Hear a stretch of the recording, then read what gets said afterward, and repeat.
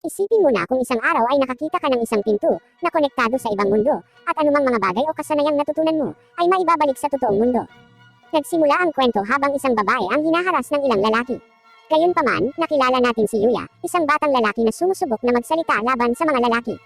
Ngunit ang tawag sa kanya ng mga lalaki ay mataba at pangit, at sa huli ay binubugbog nila siya. Sa kalaunan, dumating ang mga pulis at ang mga lalaki ay tumakas.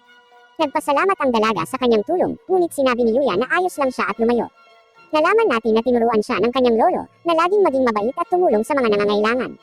Pagdating niya sa bahay, nakita natin ang kanyang bahay na natatakpan ng mga bandalismo na tinatawag siya sa iba't ibang mga pang-asar na pangalan. Nalaman natin na mula pa noong bata pa siya ay binubuli ng lahat. Maging ang kanyang mga magulang ay hindi maganda ang pakikitungo sa kanya dahil ang kanyang mga kapatid ay itinuturing na magaganda, ngunit siya ay pangit. At nang makarating siya sa middle school, mas lumala ang mga bagay para sa kanya dahil siya ay nabubugbog sa paaralan. Ang lolo lang niya ang nagbabantay sa kanya, palaging nagpapaalala sa kanya na ang pagiging mabait ay magpapasaya sa kanya. Sa kalaunan ay namatay ang kanyang lolo, ngunit iniwan niya ang kanyang bahay at lahat ng kanyang ipon sa kanya. Sinubukan ng kanyang mga magulang na ipaglaban ang mana, ngunit sa huli, nakuha ni Yuya ang lahat. Ngunit tuluyan na siyang pinabayaan ng kanyang mga magulang, kaya namumuhay siyang mag-isa, at sinabihan na magtrabaho ng part-time araw-araw. Sa school, graduating na si Yuya sa middle school, pero sa yearbook niya, puro masasamang komento tungkol sa kanya ang nakasulat. Habang sinusubukan niyang umalis, pinipigilan siya ng kanyang mga bully. Pinaalalahanan siya ng mga ito na kahit graduating na siya ay magiging punching bag pa rin nila siya. Sinabi ni Yuya na kailangan niyang makarating sa kanyang trabaho, ngunit binugbog siya ng mga maton, at nakita natin ang kanyang kapatid na lalaki at babae na nanonood lamang mula sa malayo. Nang sa wakas ay nakarating na siya sa kanyang trabaho, ang kanyang amo ay nagsawa sa kanyang pagiging late, at sinabihan siyang huwag nang bumalik. Sa bahay, si Yuya ay may nakakadepress na pagkain, at habang tinitingnan niya ang sarili sa salamin, nagtantrum siya, at binasag ang salamin, na iniisip na walang magbabago kahit na matapos ang kanyang graduation. Sinuntok niya ang pader, at biglang bumukas ang isang nakatagong kwarto. Mayroong isang bungkus ng mga kakaibang bagay sa silid, at iniisip ni Yuya na ito ay maaaring mga souvenir ng kanyang lolo mula sa paglalakbay. Nakahanap siya ng kakaibang pinto, at nang buksan niya ito, patungo ito sa isang kakaibang silid. Natatakot siya habang may lumalabas na notification. Habang binabasa niya ito, nalaman niya na ang pinto ay konektado sa ibang mundo. Mayroong isang bilang ng mga notifications na nagsasabi sa kanya tungkol sa iba't ibang mga functions na magagamit niya lang, tulad ng kakayahang mag-imbak ng mga item, at makokontrol niya kung sino ang maaaring gumamit ng pinto. Bagamat nalilito siya sa mga function, sa tingin niya ay parang laro ang sistema, kaya nagpasya siyang suriin ang kanyang status. Ngunit nang nakita niya ito, siya ay nawasak nang makitang ang lahat ng kanyang mga estatistika ay napakababa. Inilibot niya ang paningin sa buong silid, at nang tumingin siya sa labas, nalaman niyang ibang mundo talaga ito. Nakahanap siya ng note sa mesa, bagamat hindi niya ito mabasa sa una, mayroon siyang kasanayan sa wika na tumutulong sa kanya upang maunawaan ito. Nalaman niya na ang may-ari ng bahay ay isang dakilang sage, ngunit malapit na siyang mamatay, kaya't iniwan niya ito upang ang sinumang makakita nito ay maging bagong may-ari nito, kasama na ang lahat ng nilalaman nito. Ang bahay ay protektado ng magic, kaya walang sinuman ang makakapasok maliban sa may-ari. Nakahanap siya ng isang bungkus ng mga armas sa loob, ngunit habang sinusuri niya ang mga ito, nakita niya na ang mga ito ay pambihirang mga bagay, at lubhang mapanganib. Tumingin siya sa labas, at sinubukang iswing ang kanyang espada sa paligid. Bumagsak siya, ngunit natutunan niya ang isang pangunahing kasanayan sa espada. Sa pag-iisip na ito ay maaaring maging kapaki-pakinabang, si Yuya ay nagsasanay gamit ang bawat isa sa mga sandata, na natagpuan na ang mga ito ay lahat ng mga bagay ay nasa antas ng Diyos, at siya ay nakakuha ng ilang mga kasanayan. Sa kabila nito, nananatili pa rin ang kanyang mga estatistika sa level 1, at iniisip niya kung paano ito madaragdagan. Inilagay niya ang mga armas sa kanyang imbakan, ngunit biglang may isang halimaw na umatake. Si Yuya ay natakot, ngunit sa lalong madaling panahon, napagtanto na ang kanyang bahay ay protektado. Ang halimaw ay isang level 300 na bloody ogre, at umaatake ito sa mahiwagang pader. Hinawakan ito ang isang puno, sinusubukang gamitin ito para masira, ngunit hindi ito gumana. Naisip ni Yuya na dapat niyang subukang lumaban, kaya ibinato niya ang kanyang sibat, na dumaan mismo sa halimaw, at agad itong pinatay sa isang atake. Ang sibat ay bumalik sa kanya, at ang halimaw ay nawala, na nagbabagsak ng isang bilang ng mga item. Biglang umabot sa level 100 si Yuya, at laking gulat niya nang makita ang kanyang stats. Matapos ilaan ang lahat ng kanyang mga puntos, nagpasya si Yuya na sapat na ito para sa araw na iyon, at nang sinubukan niyang umalis, nakakuha siya ng isang opsyon sa paglabas ng pera, na nagko-convert ng mga item mula sa halimaw sa pera. Si Yuya ay nalilito nang makita ito, ngunit malugod itong tinanggap. Nang maglaon ng gabing iyon, dumaan si Yuya sa pagbabago sa kanyang katawan, habang ito ay ganap na nagtatransform. At paggising niya, iba na ang katawan niya, at hindi na kasya ang damit niya.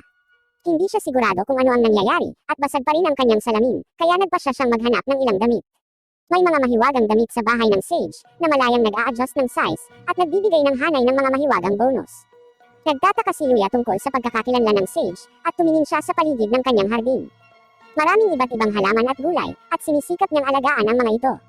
Bigla siyang inatake ng isang level 200 slime monster, ngunit sa pagkakataong ito, mahinahong inilabas ni Yuya ang kanyang spear, at madaling nawasak ang halimaw. Nag-drop ito ng ilang slime coffee jelly, at maging isang rare na kwintas, na may kakayahang ibalik ang kanyang magic power. Muli siyang nag-level up, nakakuha ng kakayahan sa pagtukoy ng presensya, at nasa level 150 na siya. Sinubukan niya ang ilan sa coffee slime, at talagang masarap ito. Nagpasya siyang gamitin ang ilan sa perang kinita niya para makabili ng bagong uniforme, inutusan itong ihanda para sa pagsisimula ng high school. Pagkatapos nito, ginugol niya ang bawat araw sa kabilang mundo, at nagsimula siyang magsaya sa kanyang sarili, maging nakalimutan na ang kanyang depresyon. Siya ay magsasanay, at matuto hanggat maaari tungkol sa kabilang mundo. Isang elite na goblin ang umatake sa kanyang bahay, ngunit si Yuya ay naging ganap na naiiba, mahusay na nakikipaglaban dito, at kaya na rin gumamit ng isang kasanayan upang tapusin ang goblin. Lumilipas ang oras at nagsimula ang high school, at lahat ay agad na naakit sa kanya, maging ang kanyang mga kapatid ay tila kinikilig. Sa klase, siya ay nilalapitan ng kanyang mga bully, ngunit hindi siya nakikilala ng mga ito, na iniisip na siya ay isang transfer student. Nang sinabi niya sa kanila na siya ay si Yuya, lahat ay nagulat at hindi sila naniniwala sa kanya. Pagpunta niya sa banyo, laking gulat niya nang makita niya ang kanyang sarili sa unang pagkakataon mula nang magbago siya. Nagpapatuloy ang mga pangyayari ng break time nang makorner siya ng mga nakababatang kapatid at mga bully ni Yuya sa isang liblib na bahagi ng paaralan malapit sa tabing kalsada. Sinisikap nilang i-pressure siya na alamin kung ano ang ginawa niya para makamit ang gayong pambihira na pagbabago, ngunit nagbigay siya ng malabong sagot na lalong ikinainis nila. Pakiramdam nila, kahit anong gawin niya, hindi siya magiging mas mahusay kaysa sa kanya dahil hindi siya matalino o matipuno at walang kinabukasan.